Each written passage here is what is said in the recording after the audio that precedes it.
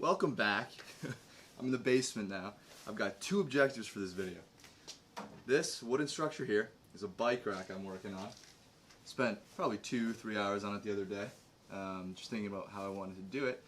I'm going to wrap that up, just explain what's going on, and then fix up this old bike that my dad has had just lying around. Oh geez, the tripod. Okay, that would have been bad. Alright, I'm going to shoot freehand, which I haven't done in a while. But let's talk about operating principle. So this is just one bike I have set here. And I have a bike lock here to keep the wheel from turning too far off. The idea is that it sits in this nook created by this top beam and this side beam. And at the bottom, there is an angled piece of wood. So that way what I have is the bike is set on an angle towards this, so it won't slide out this way because there's wood there. And then that side catches the other side of like the gravitational torque. So that's pretty simple, and it's just about extending this system outwards. So you'll see I have this piece here, and another one that I just got to screw in. And then I have these little leftover pieces, which are also cut at an angle, which are going to just be set like this to catch a wheel. So we'll see how many of those we get. And I think what is also very important is that although this will be flush against the wall when it's finally set up, I think we should put a cross beam from here to up here, because if you think about how the force is going, if we're exerting a constant force on this top beam, even if the wall's there,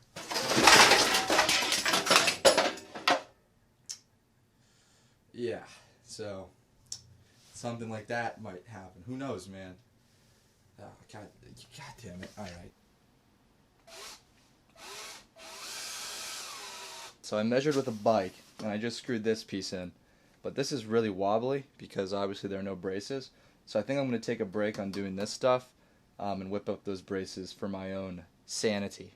So let's take the saw, which is right over there, outside, and cut some 45s.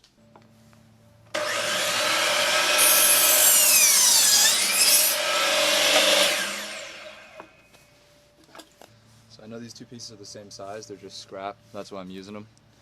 Because I actually have to use the longer wood for more braces. So I'm just going to mark that. There you go.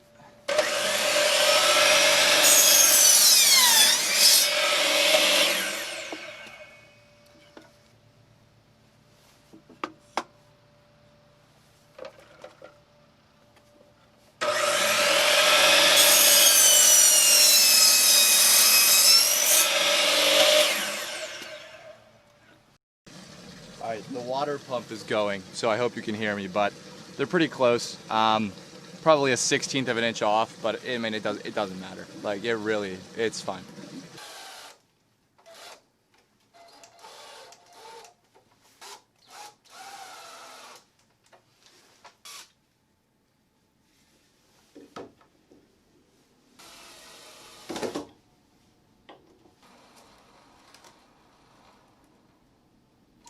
I think you heard in the last clip, the drill basically ran out of battery, but I got both the supports in, and you see, this is like, I mean, it's not perfect, but relative to what it was, that is miles of difference. Alright, so I'm going to go change drill batteries, and then drill in all of these supports, all these like wheel wells, that's what I call them. So we're up to 3 bikes, but I've run out of lumber that is the proper size, and I also need bungees because when I have the bike like this, I mentioned I have this cable around the front wheel so the wheel doesn't spin, but I don't have that many bike locks, so I'm gonna pick up some bungees at Home Depot so that, well, A, there's more tension so it really won't wiggle, and B, I just don't like that. I need them. I need them for the other bikes. As the weight starts stacking up, because the bikes are angled, we're going to torque this way as well, and that doesn't have the benefit of resting against the wall. I want to use the really long piece of wood I have to do a crossbar here from bottom right to the top left over there. I'll run to the Home Depot, bring the camera, and let's have some fun. Welcome to the bigger of the 2 cars. Before I leave, I'm ready to commit a crime by driving and filming. My seatbelt's already on, and I'm actually not going to film while I drive. I'll see you at Home Depot. There are so many people at Home Depot. filming's gonna be. It's gonna be interesting, man. I don't know. I'm a pretty nervous person recently, so let's see how this goes. I don't know where the heck bungees are gonna be. I'm just like walking around. Oh, let's ask this guy. Excuse me? Do you know where bungees would be? Bungee cords? Yeah. 16. Alright, cool. Thank you. Yep. I'm going 36 bucks. But there were gonna be like 5 bikes, so let's get 36 and another 36. So yeah, one of these. Oh, please, please.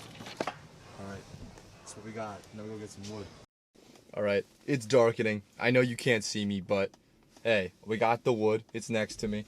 Let's head home and wrap this up, because I do want to do some other stuff today. I'm finally done. It's been an hour and a half since I got home because I'm just brain dead. This crossbeam was surprisingly difficult to make, just because that angle is obviously 27, or not obviously, but I did the arc tan, whatever. That's 27. This angle has to be the complement, which is 63, and the saw doesn't go to 63, so I had to use a handsaw and use a protractor, but it was just hard to line up the protractor. So this side isn't perfect, but it's actually super stable. So if it isn't flush with the ground, which is an issue, but I'm proper hitting this thing, and it's strong. All right, so that's good. It should last. I'm not a good carpenter, so it doesn't rest even on the ground, so that's an issue. But I don't know, if I put weights on the corners, it'll be fine. Point is, I'm done. I think I'm gonna hold off on the mountain bike for tomorrow. So let's put this against the wall and load up some bikes, and I'll just show you what that looks like, and I'll sign off. So thanks, guys. Road bike, track bike, 2 mountains. This one's getting out pretty soon. But the point is that it holds bikes, okay? I alternate which side the handle is up. This is pretty secure. This one is a bit sus because, the bungee, it depends on the fork not turning for it to stay up, which is why I need bungees. But the bungees I got, 36 inches, were too long, so it's not really that taut. It doesn't really matter. This bike isn't going to stay here for long. I have to list it on Craigslist pretty soon because it's way too small. Yeah, but 4 out of 6 possible bikes.